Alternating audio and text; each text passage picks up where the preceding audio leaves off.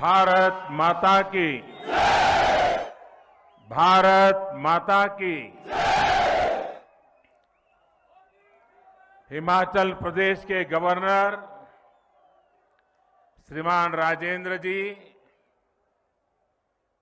यहां के लोकप्रिय और कर्मठ मुख्यमंत्री मेरे मित्र श्रीमान जयराम ठाकुर जी,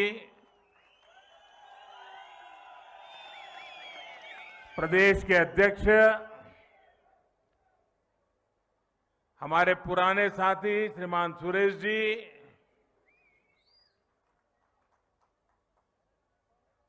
केंद्र के मंत्रिपरिषद के मेरे साथियों,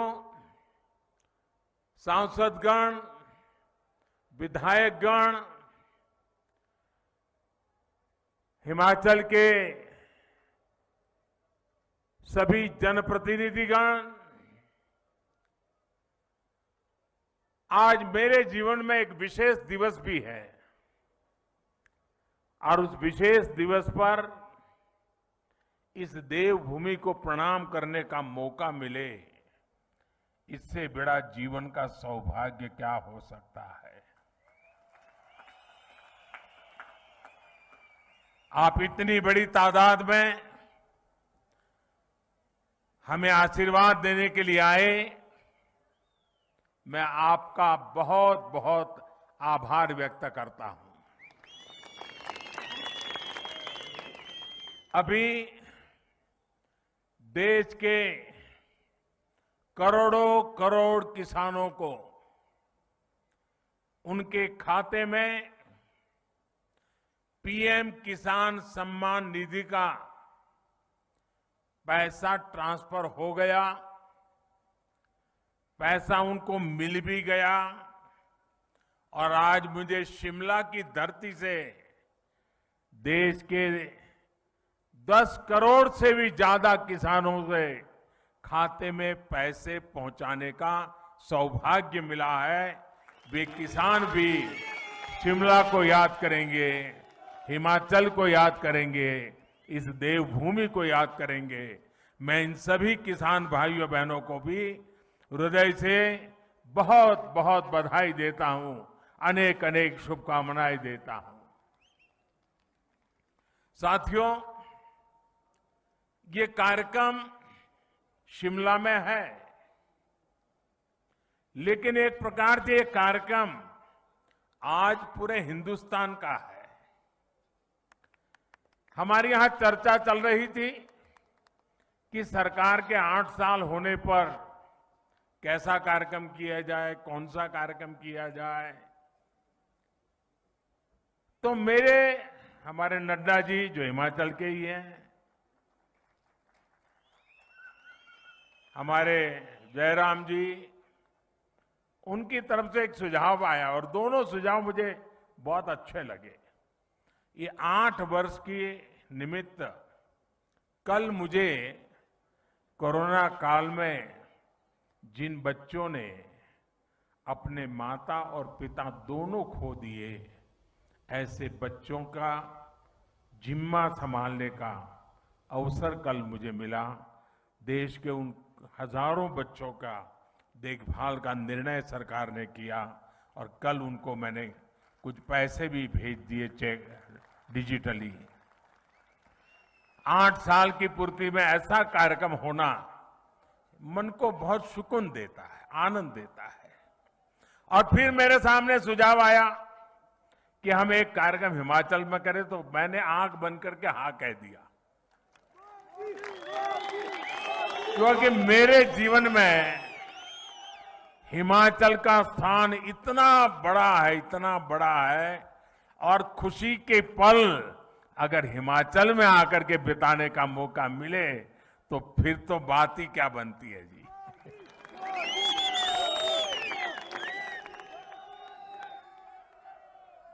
आज इसलिए मैंने कहा कि 8 साल के निमित्त देश का ये महत्वपूर्ण कार्यक्रम आज शिमला की धरती पे हो रहा है, जो कभी मेरी कर्म भूमि रही, मेरे लिए जो देवभूमि है, मेरे लिए जो पुण्य भूमि है, वहां पर मुझे आज देशवासियों को इस देवभूमि से बात करने का मौका मिले, ये अपने आप में मेरे लिए खुशी अनेक गुना बढ़ा देने वाला काम है।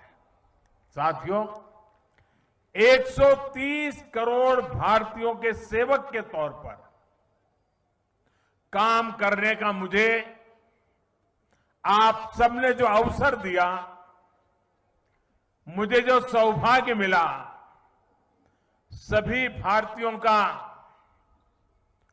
जो विश्वास मुझे मिला है, अगर आज मैं कुछ कर पाता हूं, दिन रात दौड़ पाता हूं, तो ये मत सोचिए कि ये मोदी करता है, ये मत सोचिए कि मोदी दौड़ता है। ये सब तो 130 करोड़ देशवासियों की कृपा से हो रहा है, आशीर्वाद से हो रहा है, उनकी बदौलत हो रहा है, उनकी ताकत से हो रहा है। परिवार के एक सदस्य के तौर पर मैंने कभी भी अपने आप को उस पद पर देखा नहीं, कल्पना भी नहीं की है और आज भी नहीं कर रहा हूं कि मैं कोई प्रधानमंत्री हूं। जब फाइल पर साइन करता हूं, एक जिम्मेवारी होती है, तब तो प्रधानमंत्री की दायित्व के रूप में मुझे काम करना होता है।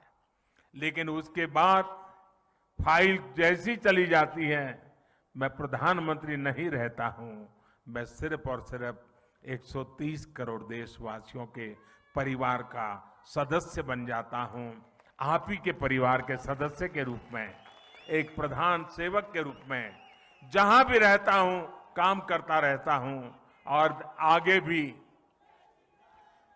एक परिवार के सदस्य के नाते परिवार की आशा आकांक्षाओं से जुड़ना, 130 करोड़ देशवासियों का परिवार, यही सब कुछ है मेरी जिंदगी में।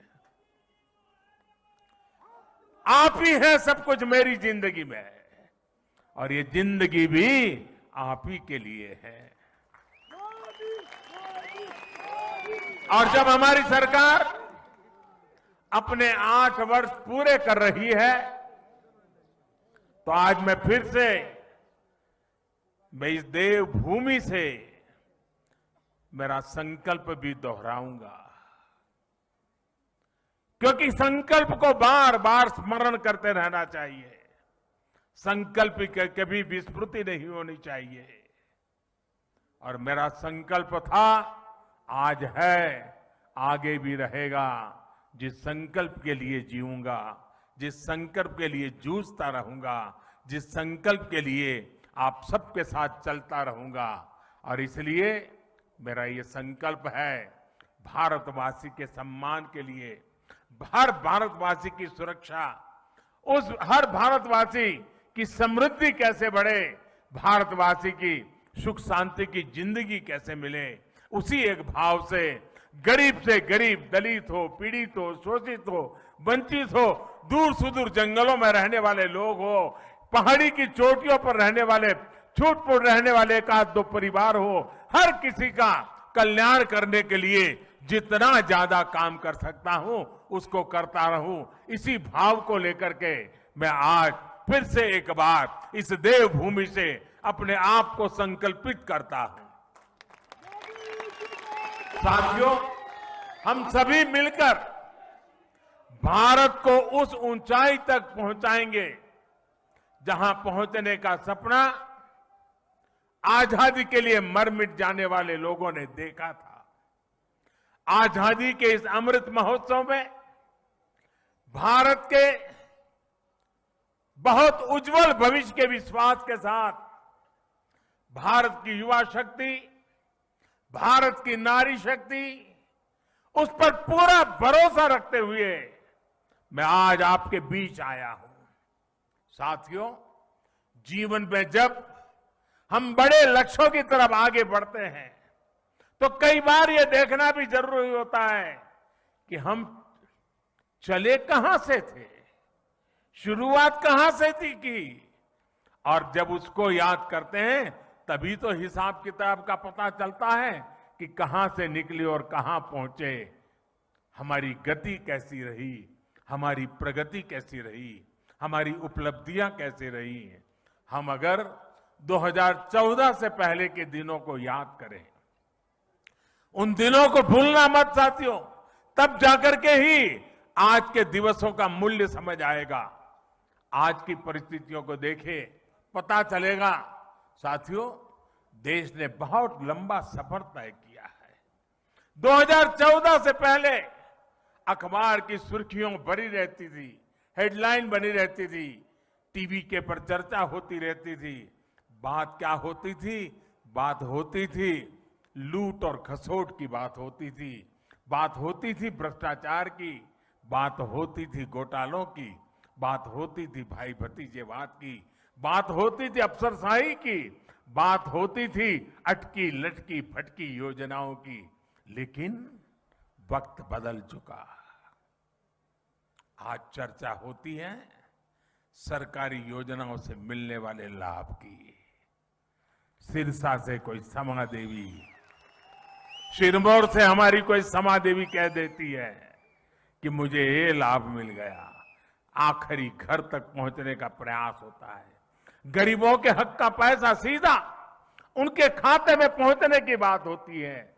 आज चर्चा होती है दुनिया में भारत के स्टार्टअप की, आज चर्चा होती है, वर्ल्ड बैंक भी चर्चा करता है भारत के ईज ऑफ डूइंग बिजनेस की। आज हिंदुस्तान के निर्दोष नागरिक चर्चा करती है अपराधियों पर नकेल कसने की हमारी ताकत की, भ्रष्टाचार के खिलाफ जीरो टॉलरेंस के साथ आगे बढ़ने की। 2014 से पहले की सरकार ने भ्रष्टाचार को सिस्टम का जरूरी हिस्सा मान लिया था। तब की सरकार भ्रष्टाचार से लड़ने की बजाय उसके आगे घुटने टेक चुकी थी। तब देश देख रहा था कि योजनाओं का पैसा जरूरतमंद तक पहुंचने के पहले ही लूट जाता है।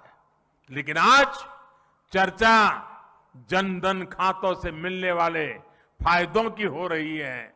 जनधन, आधार और मोबाइल से बनी त्रिशक्ति की हो रही है। पहले रसोई में धुआं सहने की मजबूरी थी, आज उज्ज्वला योजना से सिलेंडर पाने की सहूलियत है। पहले खुले में शौच की बेबसी थी, आज घर में शौचालय बनवाकर सम्मान से जीने की आजादी है। पहले इलाज के लिए पैसे जुटाने की बेबसी थी, आज हर गरीब को आयुष्मान भारत का सहारा है। पहले ट्रिपल तलाक का डर था, अब अपने अधिकारों की लड़ाई लड़ने का हौसला है। साथियों, 2014 से पहले देश की सुरक्षा को लेकर चिंता थी, आज सर्जिकल स्ट्राइक, एयर स्ट्राइक का गर्व है।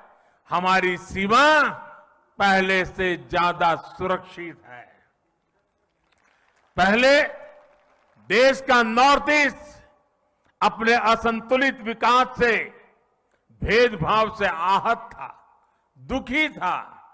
आज हमारा नॉर्थ ईस्ट दिल से भी जुड़ा है और आधुनिक इंफ्रास्ट्रक्चर से भी जुड़ रहा है। सेवा, सुशासन और गरीबों के कल्याण के लिए बनी हमारी योजनाओं ने लोगों के लिए सरकार के मायने ही बदल दिए। अब सरकार माई बाप नहीं है, वो वक्त चला गया। अब सरकार सेवक है, सेवक, जनता जनार्दन की सेवक है। अब सरकार जीवन में दखल देने के लिए नहीं, बल्कि जीवन को आसान बनाने के लिए काम कर रही है। बीते वर्षों में हम विकास की राजनीति को देश की मुख्य धारा में लाए हैं।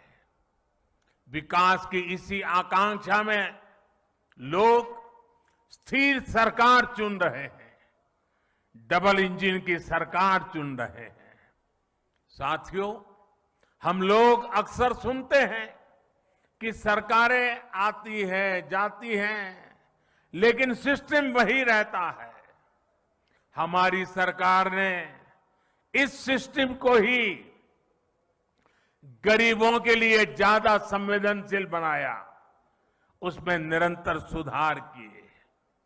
पीएम आवास योजना हो, स्कॉलरशिप देना हो या फिर पेंशन योजनाएं, टेक्नोलॉजी की मदद से हमने भ्रष्टाचार का स्कोप कम से कम कर दिया। जिन समस्याओं को पहले परमानेंट मान लिया गया था, हम उसके परमानेंट सॉल्यूशन देने का प्रयास कर रहे हैं। जब सेवा, सुशासन और गरीब कल्याण का लक्ष्य हो तो कैसे काम होता है, इसका एक उदाहरण है डायरेक्ट बेनिफिट ट्रांसफर स्कीम। अभी मैं जो कह रहा था, डीबीटी के माध्यम से, डायरेक्ट बेनिफिट स्कीम के माध्यम से 10 करोड़ से अधिक किसान परिवारों के बैंक खाते में सीधे 21,000 करोड़ रुपए ट्रांसफर हो गए। ये हमारे छोटे किसानों की सेवा के लिए है, उनके सम्मान की निधि है। बीते 8 साल में ऐसे ही डीबीटी के जरिए हमने 22 लाख करोड़ रुपए से ज्यादा सीधे देशवासियों के अकाउंट में ट्रांसफर किए हैं। और ऐसा नहीं हुआ कि 100 पैसा भेजा तो पहले 85 पैसा लापता हो जाता था। जितने पैसे भेजे वो पूरे के पूरे सही पते पर, सही लाभार्थी के बैंक खातों में भेजे गए हैं। साथियों, आज इस योजना की वजह से 2.25 लाख करोड़ रुपए की लीकेज रुकी है। पहले यही 2.25 लाख करोड़ रुपए बिचौलियों के हाथों में चले जाते थे, दलालों के हाथों में चले जाते थे। इसी डीबीटी की वजह से देश में सरकारी योजनाओं का गलत लाभ उठाने वाले 9 करोड़ से ज्यादा फर्जी नामों को हमने लिस्ट से हटाया। आप सोचिए, फर्जी नाम कागजों में चढ़ाकर गैस सब्सिडी, बच्चों की पढ़ाई के लिए भेजी गई फीस, कुपोषण से मुक्ति के लिए भेजा गया पैसा, सब कुछ लूटने का देश में खुला खेल चल रहा था। ये क्या देश के गरीब के साथ अन्याय नहीं था? जो बच्चे उज्जवल भविष्य की आशा करते हैं, उन बच्चों के साथ अन्याय नहीं था? क्या ये पाप नहीं था? अगर कोरोना के समय यही 9 करोड़ फर्जी नाम कागजों में रहते तो क्या गरीब को सरकार के प्रयासों का लाभ मिल पाता क्या? साथियों, गरीब का जब रोजमर्रा का संघर्ष कम होता है, जब वो सशक्त होता है, तब वो अपनी गरीबी दूर करने के लिए नई ऊर्जा के साथ जुट जाता है। इसी सोच के साथ हमारी सरकार पहले दिन से गरीब को सशक्त करने में जुटी है। हमने उसके जीवन की एक एक चिंता को कम करने का प्रयास किया। आज देश के 3 करोड़ गरीबों के पास उनके पक्के और नए घर भी जहां आज वो रहने लगे हैं। आज देश के 50 करोड़ से ज्यादा गरीबों के पास 5 लाख रुपए तक के मुफ्त इलाज की सुविधा है। आज देश के 25 करोड़ से अधिक गरीबों के पास 2-2 लाख रुपए का एक्सीडेंट इंश्योरेंस और टर्म इंश्योरेंस है, बीमा है। आज देश के लगभग 45 करोड़ गरीबों के पास जनधन बैंक खाता है। मैं आज बहुत गर्व से कह सकता हूं कि देश में शायद ही कोई ऐसा परिवार होगा जो सरकार की किसी न किसी योजना से जुड़ा न हो, योजना उसे लाभ न देती हो। हमने दूर सुदूर पहुंचकर लोगों को वैक्सीन लगाई है। देश करीब 200 करोड़ वैक्सीन डोज के रिकॉर्ड स्तर पर पहुंच रहा है। और मैं जयराम जी को बधाई दूंगा। कोरोना काल में जिस प्रकार से उनकी सरकार ने काम किया है और उन्होंने ये टूरिस्ट डेस्टिनेशन होने के कारण टूरिज्म के लिए तकलीफ न हो, इसलिए उन्होंने वैक्सीनेशन को इतना तेजी से चलाया। हिंदुस्तान में सबसे पहले वैक्सीनेशन का काम पूरा करने वालों में जयराम जी की सरकार अग्रिम पंक्ति में रही। साथियों, हमने गांव में रहने वाले 6 करोड़ परिवारों को साफ पानी के कनेक्शन से जोड़ा है, नल से जल। साथियों, हमने 35 करोड़ मुद्रा लोन देकर गांव और छोटे शहरों में करोड़ों युवाओं को स्वरोजगार का अवसर दिया है। मुद्रा लोन लेकर कोई टैक्सी चला रहा है, कोई टेलरिंग की दुकान खोल रहा है, कोई बिटिया अपना स्वयं का कारोबार शुरू कर रही है। रेहड़ी ठेले पटरी पर काम करने वाले लगभग 45 लाख साथियों को भी पहली बार बैंकों से ऋण मिला है, अपने काम को बढ़ाने का रास्ता मिला है। और जो प्रधानमंत्री मुद्रा योजना है ना, मेरे लिए संतोष की बात है, उसमें 70% बैंक से पैसा प्राप्त करने वालों में 70% हमारी माताएं बहनें हैं जो एंटरप्रेन्योर बन करके आज लोगों को रोजगार दे रही है। साथियों, यहां हिमाचल प्रदेश के तो हर घर से शायद ही कोई परिवार ऐसा होगा जिस परिवार से कोई सैनिक न निकला हो।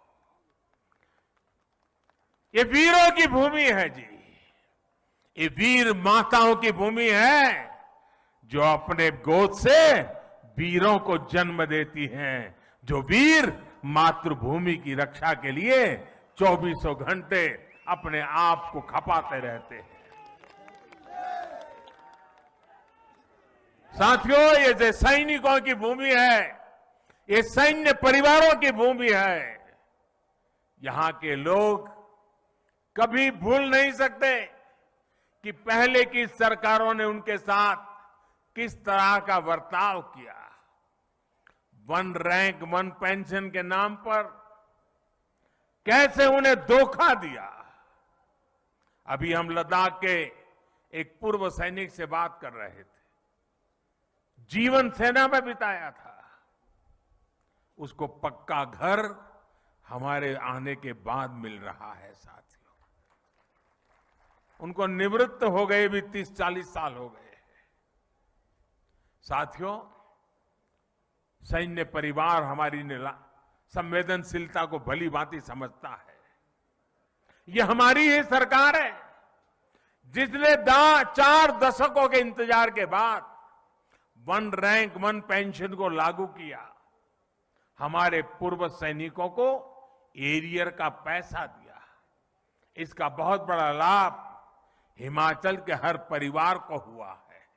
साथियों, हमारे देश में दशकों तक वोट बैंक की राजनीति हुई है। अपना अपना वोट बैंक बनाने की राजनीति ने देश का बहुत नुकसान किया है। हम वोट बैंक बनाने के लिए नहीं, हम नए भारत को बनाने के लिए काम कर रहे हैं। जब देश राष्ट्र के नवनिर्माण का हो, जब लक्ष्य आत्मनिर्भर भारत का हो, जब इरादा 130 करोड़ देशवासियों की सेवा और उनका कल्याण करने का हो, तो वोट बैंक नहीं बनाए जाते, सभी देशवासियों का विश्वास जीता जाता है। इसलिए हम सबका साथ, सबका विकास, सबका विश्वास और सबका प्रयास की भावना से आगे बढ़ रहे हैं। सरकार की योजनाओं का लाभ सबको मिले, हर गरीब को मिले, कोई गरीब छूटे नहीं। अब यही सरकार की सोच है और इसी अप्रोच से हम काम कर रहे हैं। हमने 100% लाभ 100% लाभार्थी तक पहुंचाने का बीड़ा उठाया है। लाभार्थियों के सैचुरेशन का प्रण लिया है। 100% सशक्तिकरण यानी भेदभाव खत्म, सिफारिश खत्म, तुष्टीकरण खत्म। 100% सशक्तिकरण यानी हर गरीब को सरकारी योजनाओं का पूरा लाभ।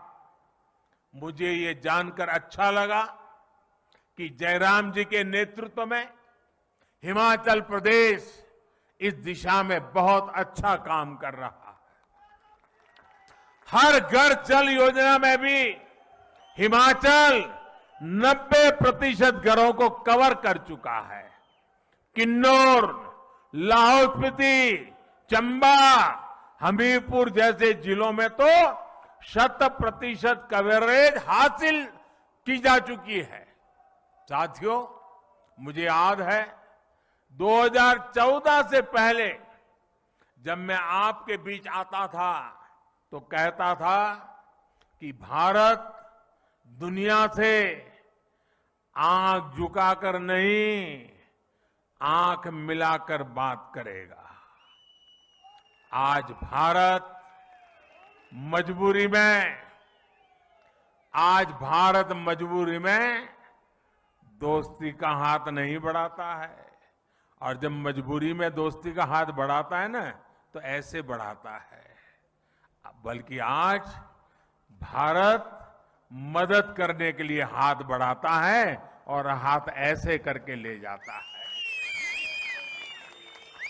कोरोना काल में भी हमने 150 से ज्यादा देशों को दवाइयां भेजी हैं, वैक्सीन भेजी है। और इसमें हिमाचल प्रदेश के फार्मा हब बद्दी की भी बड़ी भूमिका रही है। भारत ने सिद्ध किया है कि हमारे पास पोटेंशियल भी है और हम परफॉर्मर भी है। अंतर्राष्ट्रीय संस्थाएं भी मान रही है कि भारत में गरीबी कम हो रही है, लोगों के पास सुविधाएं बढ़ रही है। इसलिए अब भारत को सिर्फ अपने लोगों की आवश्यकताएं पूरी नहीं करनी है, बल्कि लोगों की जागी हुई आकांक्षाओं को भी हमें पूरा करना है। हमें 21वीं सदी के बुलंद भारत के लिए, आने वाली पीढ़ियों के उज्जवल भविष्य के लिए अपने आप को खपाना है। एक ऐसा भारत जिसकी पहचान अभाव नहीं बल्कि आधुनिकता हो। एक ऐसा भारत जिसमें लोकल मैन्युफैक्चरर लोकल डिमांड को भी पूरा करे और दुनिया के बाजारों में भी अपना सामान बेचे। एक ऐसा भारत जो आत्मनिर्भर हो, जो अपने लोकल के लिए वोकल हो, जिसे अपने स्थानीय उत्पादों पर गर्व हो।